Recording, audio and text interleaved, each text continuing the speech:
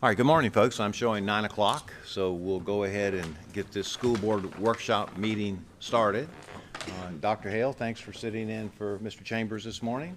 Yes, sir. Happy to be here. Yeah. As you know, he's been with the FADS conference last week, and he's representing the statewide superintendents on the board of directors for FHSAA this morning, but he'll be here tonight. Okay, good, very good.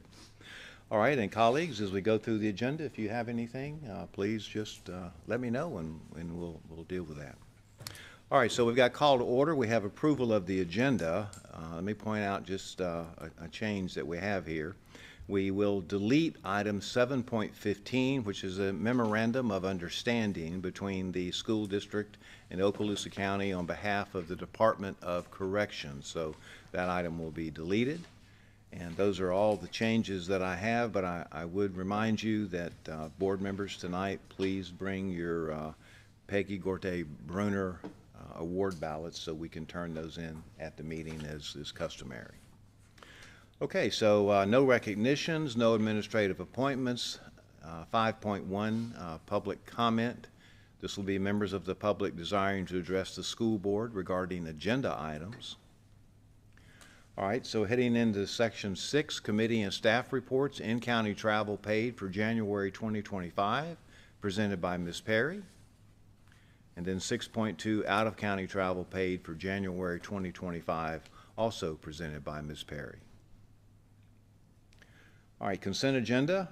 7.1, of course, is approval. 7.2 is a motion to approve the minutes of the workshop meeting of February the 10th, 2025, minutes of the regular meeting February 10th, 2025, all recommended by the superintendent. 7.3, appropriation of District 3 school board member capital outlay funds to Baker School for classroom chairs in the amount of $2,363.40, presented by Ms. Ivanchek and recommended by the superintendent. 7.4, appropriation of District 3 school board member capital outlay funds to Baker School for baseball nets and screens in the amount of $10,886.58, presented by Ms. Ivanchek and recommended by the superintendent. 7.5, appropriation of District 5 school board member capital outlay funds to Lewis School for clear touch panels in the amount of $11,636.38, presented by Mr. Brett Heinley and recommended by the superintendent. 7.6, budget amendment number 5, fiscal year 24-25, presented by Ms. Perry and recommended by the superintendent. Dr. White, I have Yes, a sir. question for Ms. Yes, sir, Perry Mr. on Heinley. that. Ms. Perry? $861,000. So these are all just revenue increases for whatever different programs that you put on there. Yes, sir. Yes, sir. We periodically have small increases or decreases throughout the year. Due to numbers and varying, or, I mean, Pardon? due to the numbers that it's based on? I mean, Well, there's some revenue that we get that is not budgeted until it's received. So let's see, for instance, this general fund, we received these things like student grants. We might have different grants that come in during the year. We have donations that come in. Somebody might pay for purchase positions like custodial or some outside positions. Those are things that we don't know about ahead of time. mm-hmm. So I don't budget that until it actually comes in. Internal funds reimbursements, and there was vending commissions, different things like that. I mean, these are all positive, which is great. Mm-hmm. Do you ever have where you have to reduce them? We get less money? I mean, at the end of the year, sometimes I have to reduce some of my estimates, Okay. but yeah. And how often do you make the adjustments? Quarterly? Or? The ones that are based on collection, Mhm. we do it every month, Oh, okay. Okay. yes. Okay. And then at the end, and then it's like if there's, for instance, childcare revenue, we'll look at that 2 or 3 times a year, and we will adjust based on the collections that we've received, because we estimate it, and then we keep an eye on the collections to see if our estimate looks close. So sometimes if it looks like they're going to be collecting less money, we'll reduce it. If it looks like they're gonna be getting more money, we'll give them half of what we think, because we don't want to give them more money, have them spend it, and then not receive it. Right, right. So there's that little balancing act in there. Okay. Thank you. You're welcome. Okay, thank you, Mr. Heinley. Thank you, Ms. Perry. All right, so moving on to 7.7, monthly financial statement for January 25, presented by Ms. Perry and recommended by the superintendent. 7.8, invoices to be approved for payment, presented by Ms. Perry and recommended by the superintendent. All right, 7.9, payroll warrant register and accounts payable warrant register totaling $34,038,458.30. Self-health insurance claims and fees totaling $3,325,866.86. And bank transfers totaling $95 million for January 25, presented by Ms. Perry and recommended by the superintendent. 7.10, ITB 25-04, district-wide athletic field services, presented by Mr. Vince Wyndham and recommended by the superintendent for approval. Dr. White, I have a Yes, sir. comment on that. Okay. I saw in there that we had 2 bids, and it was substantial difference, 50 grand or something like that. Yep. So unfortunately, the one that got it is out of county, but I mean, 50 grand's a good savings, so can't ignore that. So, I mean, good work on that. Yes, sir. Thank you. Chairman, may Yes, I sir. ask a quick question? Sure. Following Mr. Heinley's inquiry, what is the ultimate net impact on the budget by switching over from our old system, which of course was fragmented, but if we aggregate the costs there, are we saving money, or are we going to spend a little bit more to get continuity with one provider? We are going to spend some more, but we're saving on the fertilizer and pest control, probably to the tune of around $50,000. So the $91,000 that we're spending on the contract, we're saving, not spending what we were on pest control fertilizer. Thank you, Mr. Meyer. Thank you, Mr. Destin. Thank you, Mr. Meyer. All right, 7.11, renewal of ITB 22-14 band instruments district-wide, presented by Mr. Wyndham and recommended by the superintendent. 7.12, renewal of ITB 22-12 fuel, gasoline, and diesel, presented by Mr. Wyndham and recommended by the superintendent. 7.13, service agreement number 25-118, Dr. Dana Stevens, presented by Mr. Wyndham and recommended by the superintendent. The, on 7. Dr. White. Yes, sir. 7.13, is that tied to grants coming in? So that's Mr. Wyndham's item, but okay. Thank you. I was reading on it, and we're expending it, but it looks like it was for grants, right? It is, and it's paid fully funded by our DODEA grants. Beautiful. It's part of the requirement. Okay, thank you. Thank you. All right, 7.14, amendment to service agreement number 25-90, 850 therapy, presented by Mr. Wyndham and recommended by the superintendent. 7.15, memorandum of understanding between the School Board of Okaloosa and Florida Department of Corrections, and colleagues, you'll remember this is the item that we deleted. Oh, All right, 7.16, sale and disposal of surplus property, presented by Mr. Bobby McElroy and recommended by the superintendent. 7.17, memorandum of understanding to Read 180 research study with the Forge Research Group, HMH Education Company, and the School Board of Okaloosa County, presented by Elise McDonald, Specialist Curriculum and Instruction, and recommended by the superintendent.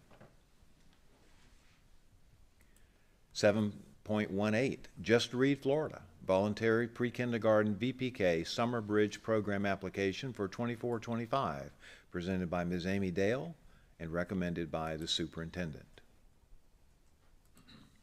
7.19, Bureau of Standards and Support Improving Student Outcomes in Mathematics Instructional Materials Grant Application for 24-25, presented by Ms. Dale and recommended by the superintendent.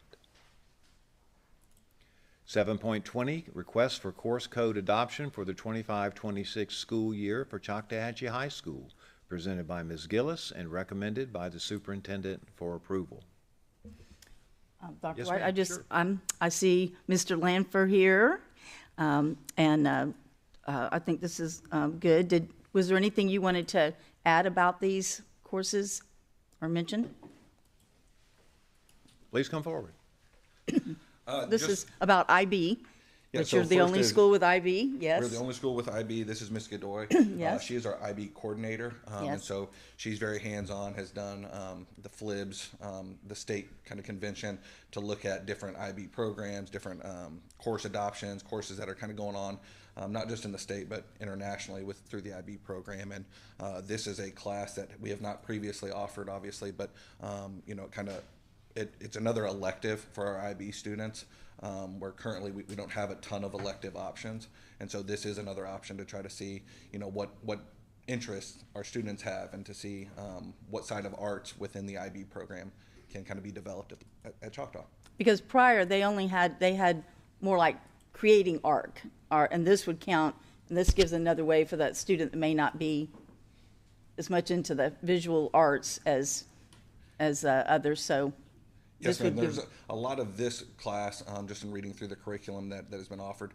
There's a lot of kind of contextualizing what has happened with film over the years. So back to Charlie Chaplin days to now, what pieces have been a part of it, and how's it developed over time, from cinematography to directors, decision making, lighting choices, and a number of areas. What period is that going to be? Because I'd like to take that class.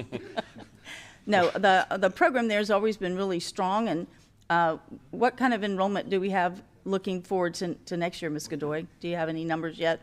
We have currently 38 juniors, all of whom are continuing, and we're hoping for around 30 sophomores to continue. So Right. we have 60 to 80 students. And then you'll have in the those full ninth program. grade pre. Correct. Yeah. Correct. So we currently have 271 in the program, but Yeah, sure. declining as they Yeah. get older. Well, it's always been a very strong program at our school, at the Choctaw School, and so, and I'm glad that it's continuing, and I think this will be a very interesting addition to the curriculum. Yes, ma'am.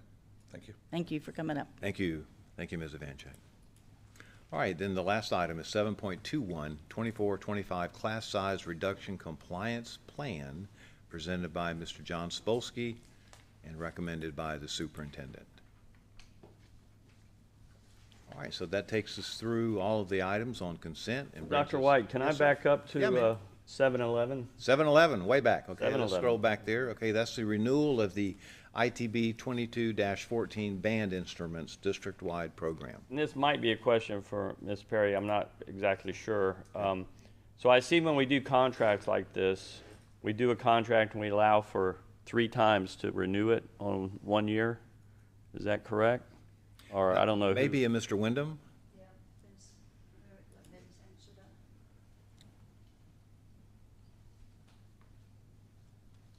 Thank you, Mr. Wyndham. Yes, sir. Different contracts are different terms. I mean, this particular one you're talking about, band instruments, is set for 3 years, 1 year renewals after that ends. Okay. So- And then, so this is the final year for that, and then we'll open it up again to New open. bid. A Yes, new sir. bid? Yes, sir. Okay.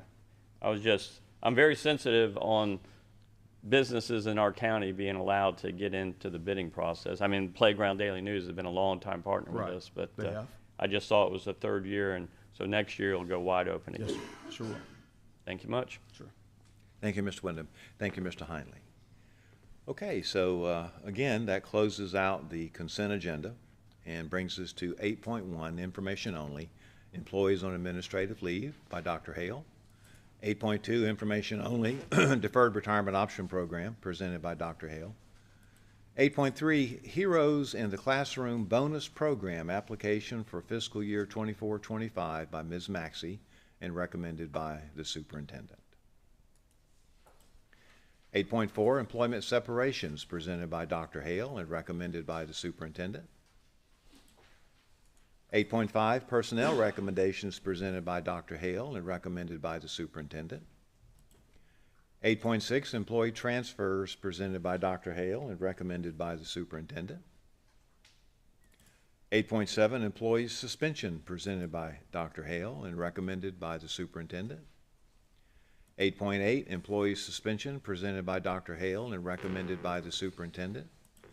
8.9, employee suspension presented by Dr. Hale and recommended by the superintendent.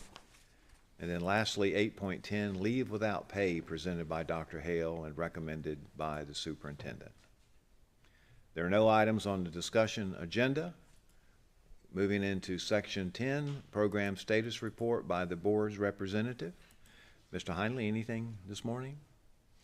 We have a lot going on towards Yeah. the end of the school year. A lot of things, a lot of ribbon cutting, so we've been attending that. I will say that Mr. Destin invited me to come see the academic tournament held at Ruckwell between all the high schools, and that was very humbling. These are some smart kids. So outside of that, I'm going to keep the tradition, but I'm going to relieve the school board members today, and I'm going to look at the staff. So staff, Okay, who was the 24th president of the United States? Grover Cleveland. Somebody, Somebody's figured out the formula. someone leaked it was going to staff. That's all I have, Dr. White. Okay, very good, thank you. Chairman White, Yes, I would like to add, if appropriate, sir. okay, I go think ahead. he was the 22nd and the 24th. Ah, A trick question. yeah, he was. And the only time that happened since? Our current president. Exactly. go Mr. Spolsky. Mr. Meyer had it written down. All right, moving on to 10.2. TPM program number 6, task order number 37, scope modification number 1, pre-GMP for sales tax HVAC projects, presented by Dr. Smith and recommended by the superintendent.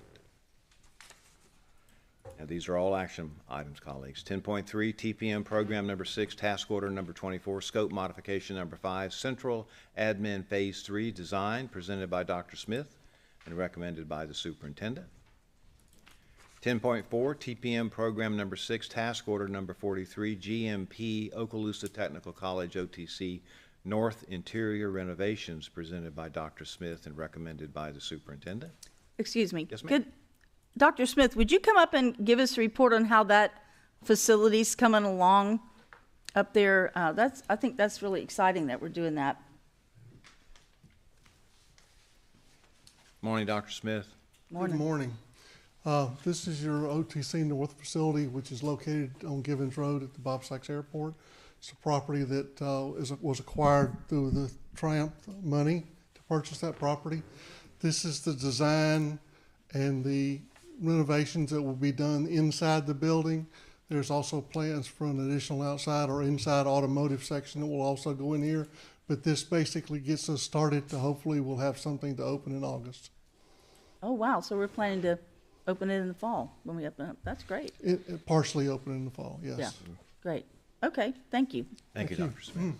Yeah, just to follow up on that, the building itself, I mean, there's going to be a lot of work to be done in there, but because it's open, there's really not a lot of demolition that has to be done in there. Just more of getting it ready just to be able to have classes in there. So I know it sounds like it's like a rush, but really, I mean, the inside is basically a shell right now anyway, right? The building's in good shape. Yeah.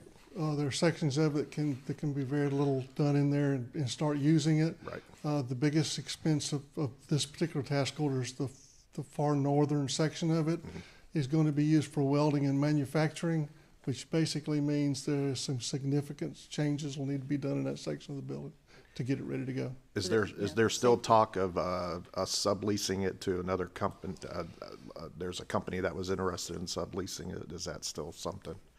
That's still being discussed, but I haven't seen a lease, haven't seen anything that's really firm, but that talk is still there. Okay. So if you're doing welding, then there's got to be a lot of things on the safety end, I'm That's sure. correct. Basically a total renovation of that northern portion of the building inside. So that'll take a bit, yeah. Yeah, you're going from a call center to a working That's school. exactly right. Yeah. Thank you. All right, very good. Thank you, all of you. All right, so that takes us to the last one, 10.5, program number 6, task order number 35, Pineview School, Destin Elementary, and Baker School additions, prime contract change order redistribution presented by Dr. Smith and recommended by the superintendent for approval. I would just like to comment, Dr. Smith, good catch there. Yep. All right, so that now brings us to our attorney's business. Mr. McInnes. One item, Mr. Chairman, I need to ask the board to let us schedule a special board meeting to conduct an attorney-client session regarding some pending litigation. And we would ask that this be scheduled before your workshop on March the 10th at 8:30. And this is in case 2023 CA 000985F, which is pending in the circuit court in and for Okaloosa County. All right, so this says action item, so you need a motion this evening? No, sir, just need consensus this morning, and the chairman can schedule the special meeting. All right, very good. Any comments, colleagues, about that?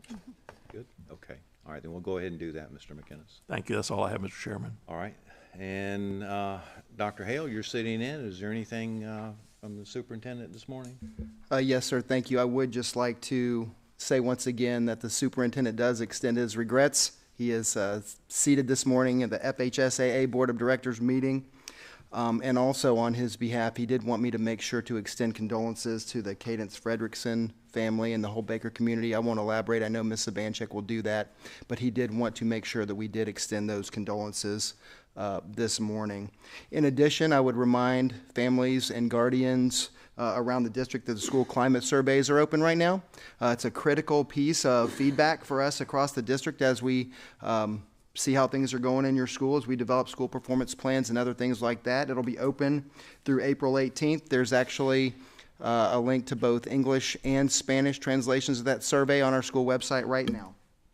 In addition, I would like to make mention of the fact that the superintendent scholarship, there's two-year scholarships for current Okaloosa School District students who are passionate about extending a career or pursuing a career in education, which we all know is super important. And if I'm sitting in this seat today on behalf of the superintendent and our HR program, I'm going to say that great teachers are always welcome. And so any student that wanted to pursue those scholarships would be certainly supported and welcomed.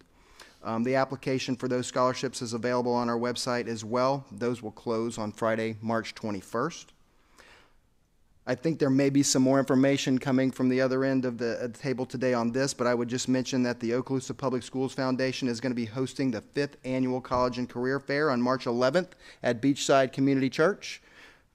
It's open to students from Niceville, Fort Walton Beach, and Choctaw High Schools. There's going to be an additional college and career fair for the North End Crestview High School on March 7th for Crestview, Baker, and Laurel Hill, actually. And so it's going to be a great chance for students to connect with colleges, business, and industry professionals. And on the subject of fairs, more information will be coming soon, but the Okaloosa County School District will be having a job fair on April 5th for the next generation of employees here in Okaloosa County Schools. So I would encourage everybody to keep track, watch over the social media and things like that as we put those plans together as well. I know there are some school ribbon cuttings that are going to occur between now and the next school board meeting. I'll let someone else unveil those plans probably tonight or something like that. But we are excited about all of the different things that are going on across the district with regard to these half-cent sales tax projects, the various construction projects, and all the different things that are just moving and shaking across the district. I would like to invite Mr. Spolsky up to give us a little seat management update, if that's all right. Okay, very good. Welcome, Mr. Spolsky. Thank you, Dr. White, board members, Assistant Superintendent Dr. Hale, and Mr. McInnes. Put together a few slides here with the help of Ms. Demers. She is a Canvas expert, so she helps with all the GUI, the graphic user interface. I want to spend a second on the shapes here, because these are the pillars that obviously drive our A+ district. And what I'm getting ready to talk to you about literally ties into every single one of those foundational pillars. The seat management contract, the use of technology keeps us safer. It helps our students achieve. It literally focuses in on student goals. It obviously is modern innovation. It helps us communicate with our community, and it helps us all keep that lifelong continuous learning and growth. The interesting history thing today is Miss Anna came up to present with Mr. Lamford the IB course. And in 1994, when I started at Choctawhatchee High School, I had the privilege of teaching her science.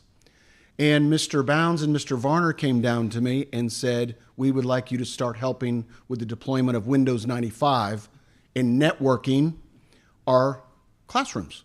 And Miss Ivanchuk was there. She remembers many of us, Mr. Peterson. Joe Peterson did it at Fort Walton Beach High School. Eric Mitchell did it at Bruner Middle School. Dan Durrett did it at Niceville. We were all trying to move in a direction to help give access to students.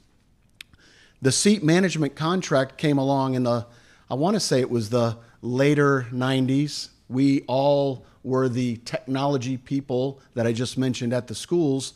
And then it got so big, it grew so quickly, things happened rapidly that we had to contract it out.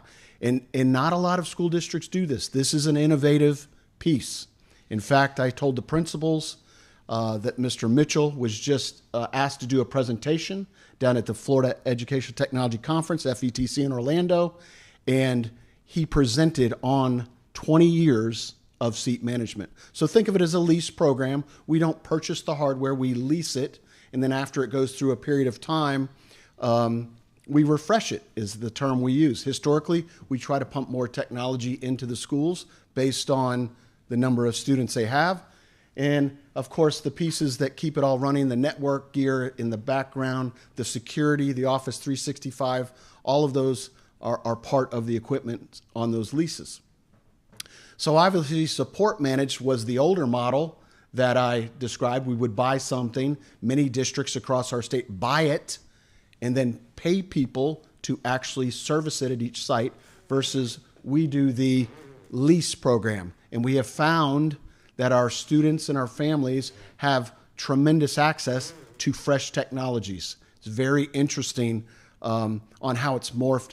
This board's support putting the ClearTouch panels this year, the DODEA grants that Ms. Ellis and Ms. Gillis have written with pumping the iPads in there over the last 5 years. So we're going through a lot of changes with seat management. This is a longer contract, and I want to say thank you to Vince in purchasing. I want to say thank you. You can see on this bullet here, this process included finance, curriculum, purchasing, IT. Our board attorney sat and helped us work through a process that is going to allow for our district to continually grow in this field. So what it allows for is expedited or rapid integration of technology. It allows for different services. So one school may have this focus in this particular area where another school. However, there is a standard for every school and a classroom expectation, as you know, with supporting of the ClearTouch panels. We continue to move in that direction. And then, of course, the big piece of the seat management contract is it provides technology support, and all of our teachers, all of our support staff, all of our employees can dial 850-897-2966, get a tech on the line, walk them through, and help them move in the right direction. The other piece, a lot of our larger schools will have 1 or 2 techs from the seat management provider on campus to help with network gear, to help teachers immediately, to do swaps if a hard drive goes down or a power supply. So it's a comprehensive service plan, the seat management piece, that our employees use. This was a new shift here. We have had 4 or 5 employees that Mr. Mitchell has supervised over the last few years that have taken care of what we call mobile learning. With our negotiations with our vendor, we are now shifting mobile learning underneath that vendor. And we're excited about this. We could manage this when we had just a few iPads. We're looking at 1,700 devices, 30,000 devices over the next few years, and that is a large piece. The other layer of this is Apple also has partnered with our vendor to make sure that we have service through the vendor and we have direct service with Apple. So many exciting things happening in the seat management world, and I think it's important that we really look at those shapes and how this contract helps every one of those. Any questions for me from the board or from Dr. Hale? Yes, I have a few. Yes, sir. Why is it called seat management? When we originally started this, we were in the desktop mode, right? And so we called it seat management because each thing we do is a seat. So on our contract that Mr. Wyndham helps us with, we have a seat for a desktop, a seat for a laptop, a seat for a ClearTouch, a seat.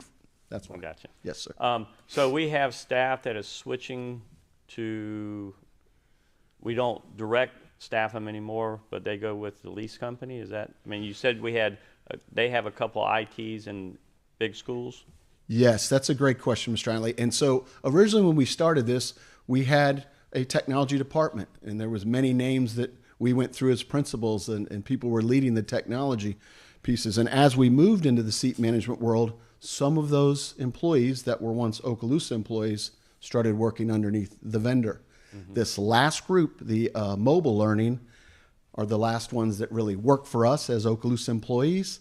However, now that they'll be taking care of those devices, we wanted to make sure that they were going to either be employed with us because their skill sets are very high and technical, or that they would be picked up because their skills are very high and technical. So Mr. Mitchell has been working with those employees one-on-one, been talking to the vendor now that the contract, is official. Those are some interesting steps we had to play out because we were in the negotiation process. We couldn't really get involved with that while going through the formal process.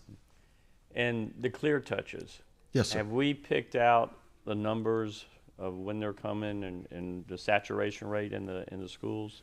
Yes, Mr. Mitchell is working on a detailed inventory of all of our devices, the ClearTouches, the iPads, the laptops, so that all of those assets can be transferred to the company.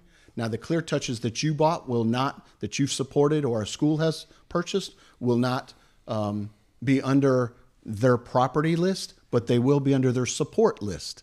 And Ms. Perry and curriculum senior staff, we're working to make sure that if you guys continue to support those acquisitions in ClearTouches, that our schools have a silo of funding to help pay for those managed support costs. So if a ClearTouch panel that you purchased as a board, that you sent out to a school, breaks, then obviously that support piece would repair it the same way an automotive warranty would take care of it. And so how far in the future do you see that ClearTouches are going to be like our iPads? They're going to be everywhere, and we're not buying them, but they're falling under the lease seat management program? Well, since we're at the 500 mark for ClearTouch panels right now, totally out there with more to come. I envision our new school, Pineview, is going to have a ClearTouch in every area. The foyer for parents to come in and get messages. The classrooms, the auditoriums, similar to college campuses, where when you walk into a stage, it's set up for multiple styles of learning. So they may engage with a panel, they may engage with a microphone, a stage. And I remember when I worked at the Instructional Media Center in the university many years ago, we were flexible with 35 millimeter slide projectors, reel to reel, film strip, opaque projectors, whatever that college professor wanted, he would put in an order, we would set it up, and then he goes in and would engage with the students. We want those pieces and those tools in the classrooms so that the teacher can come in, either pull something down from the cloud, from the space, or bring in Flash, or bring in a tablet and start engaging. So as board members, we should expect for at least a couple of years just the ClearTouch request to still Yes, sir. follow down the thing. Yes, sir. Unless Miss Perry finds a bunch of gold bricks. Dr. White, I have a follow-up from Mr. Spolsky regarding the ClearTouches moving forward. So I get because I asked that a couple weeks ago about us purchasing them. Yes. So you mentioned Pineview, Destin Elementary, Baker's Classroom Edition. Would Titan be responsible for those ClearTouches that we put into the? We wouldn't be buying them. We would be leasing them at that point. Correct. Okay. Once they're on a seat managed, then we would have to buy some of those pieces. Is that, hold on. I haven't seen, come on up, Mr. Meyer. I haven't seen like a list for Pineview, Okay. but I'll let Mr. Meyer address that.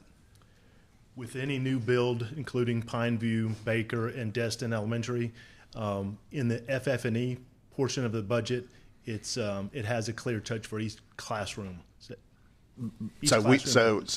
it would be us, and they would just be maintaining it. Correct. They would just be supported. Okay. Yeah. Thank you. Just so the FF&E, I think everyone on the board knows that's where Meyer sits down with their staff, podiums, furniture, tables. That's what that would be under. Okay. Any other questions? Anything else? I don't have a question, but just, I was following right along with you with all, how far it has come. And I remember being a teacher, and I was the odd one out because at the time, because of the publishing I was doing with students, I used a Mac. Yes. And it was horrible because nobody would come in and touch it when I was good. Usually my students fixed it, but That's right. that was oh my gosh, a Mac. It was like an alien. And so today we use a lot of Apple products and everything. So it has come a long way. So it's exciting that we're getting that support out there. Thank you, Ms. Vanchek. And I just want to say thank you to the whole Carver Hill staff. Ms. Ross used to be a digital educator. Mr. Mitchell, Ms. Meserve, Mr. Keith. Mr. Keith was instrumental in the seat management contract and tries to keep all of our specialists and our teachers plugged in all the time. So thank you to all of them. Yep. Okay, anything else, Superintendent? Dr. Hale? Okay. I do have Yeah, one sure, quick go ahead. question, if it's okay, Dr. Hale, Mr. Spolsky, real quick. Yes, sir. I know the open enrollment ended Saturday night. Is there any preliminary data that's coming out regarding that? Yes, sir. They did end this weekend, and they will start receiving their emails. Right now, we're not aware of any lottery schools. I talked to Ms. Meserve through text this weekend, and so all of those things should start moving around where parents are accepting or denying. We're very excited that, and I'll keep you abreast as we get further down the road. All right, very good. Thank you. All right, so that takes us down to section 13, board members' announcements. First of all, remember the ballots this evening. I'll call for those. And then 13.2, board members' announcements. And so, Mr. Heinley, I'll start with you, sir. I did mine earlier. You were talking about sorry. So there was no report for the construction. Sorry. Why didn't y'all stop me? Well, you threw me off when you did the president thing because I was We'll like, let you just go down that hole. how's that with the construction? All right. I have no further announcements, Dr. White. You even got the president part done. All That's right. great. We got it. Oh, All right, Ms. Vanchek. my. Yes, okay, just, Dr. Hale hit on it, which is great. Just want to emphasize this, of course, is our Public Schools Foundation sponsoring the College and Career Fair, and it's a little bit different this year.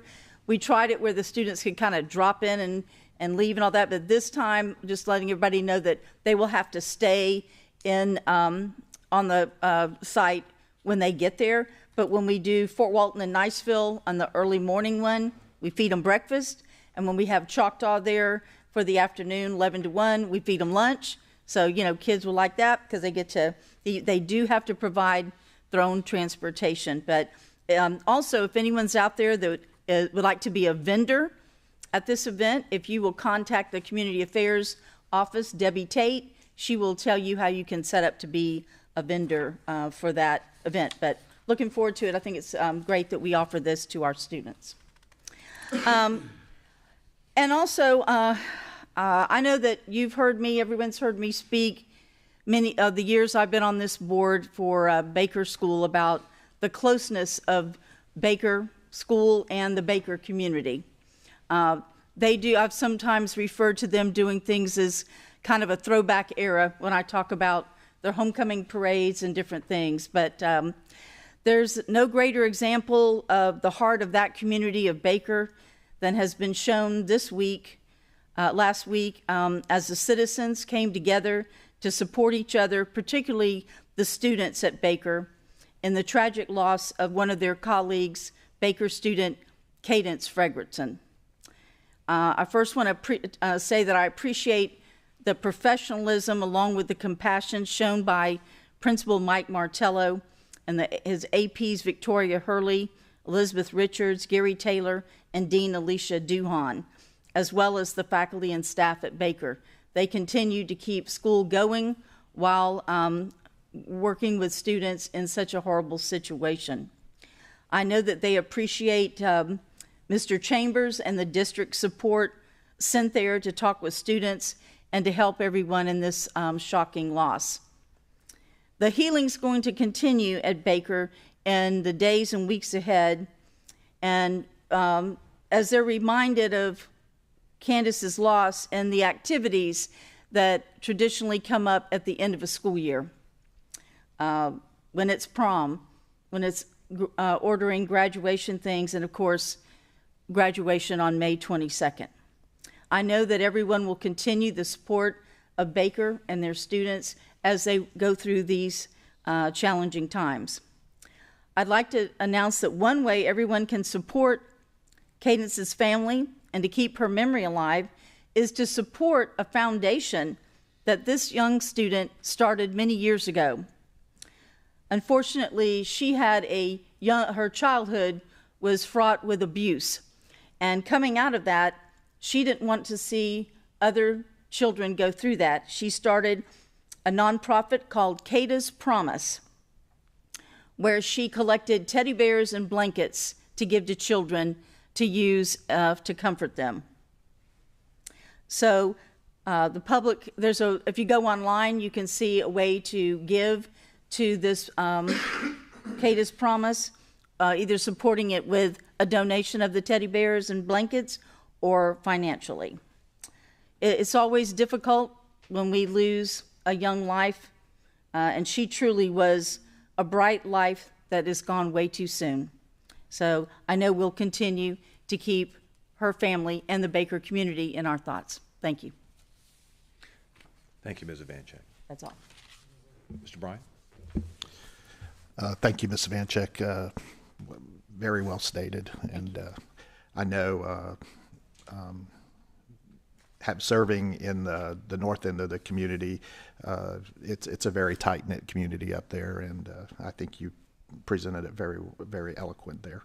I will just, my comments is being the president of the Florida School Boards Association, you know, if you've ever heard the song by Rick Nelson, Traveling Man, that's been my theme song the last few months. And last week I had the opportunity to go to Chipley and to Stark, and this week I will be in Wauchula, Florida, which is in Hardee County. I've never been there before. It's south of Lakeland, and then to Orlando. So I'll get to see, you know, a very rural community versus, of course, Orlando.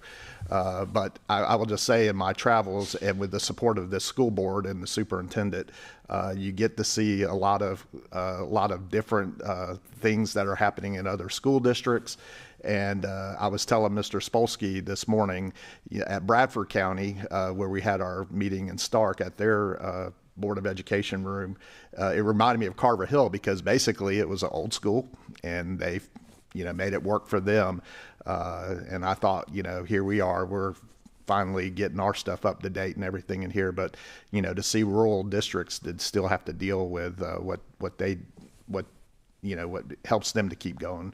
You know, I'm very blessed that our district is, moving ahead with progress. So, but I will just say again, thank you, board, for your support, and give you a report of what life is like in Hardee County and Orange County over the next couple of days. So.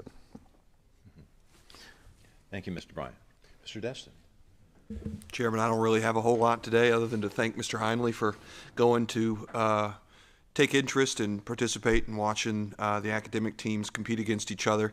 Academic team's one of those unsung programs that really the kids and the students that involve themselves in that are arguably going to be some of the best representatives long-term of the school district, the school system, and what everybody does really well in Okaloosa County, because these kids are going on to do great things, really great things. And Miss Burnich, who I believe has been running or at least holding all of the competitions and keeping it together for the last gosh, probably almost 30 years now. I will say, grabbed me afterwards and just about said, you know, this is the first time any school board members ever come to one of our competitions, let alone two. I said, well, that's good. I was on academic team. It really was my favorite part of high school. And Fort Walton Beach just qualified for nationals. It's the first time it's happened in perhaps ever.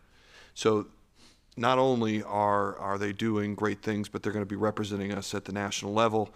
I believe the seniors literally on the team will be receiving their diplomas, leaving the ceremony, getting into their cars, and driving to the national competition. So these folks are really, really special. I'm not sure you and I will get invited back. I think Dr. White, I'll just say, to be an honest broker, we sat in the back and we competed against each other. I was going to say. And won? Mr. Destin bested me. Well, I would suggest we might not get invited back just because we were louder than we realized, trying to blurt answers at each other and kicking each other. So I have a feeling if you watch the film, you'll see we were probably in the back shot. But it really is. These kids are doing something remarkable. Do they still put that on Cox Cable? So I asked that. In the old days, you used to go over to the Cox Communications building over on Racetrack Road. They'd compete, they'd film, they'd put it on channel maybe 16 or 6. Mm-hmm. Yeah, they don't do that any longer, but Paul records all of them, cuts them, runs it, and then puts it onto the YouTube channel. Good. So you can watch it, and they're doing just wonderful, wonderful things. And now we're competing at the national level, so I couldn't be more proud of them. Thank you, Mr. Heinley, for going and seeing. And so that was my little stump. Thanks, guys. All right, very good. Thank you, Mr. Destin. All right, so that takes us down to 14, public comment. And then section 15, we do have a public hearing, 15.1, public hearing for the proposed rezoning of the attendance area duly zoned for Ruckle Middle School, Blue Water, and Destin Middle School, presented by Mr. Gore and recommended by the superintendent for approval. That'll start at 6:15. All right, so that's all we have on the agenda. Colleagues, anything else? We're good? Okay, Superintendent, or Dr. Hale, we're good there? All right, anything from staff? Yes, sir. Okay, association, we're all good? All right, this meeting is adjourned.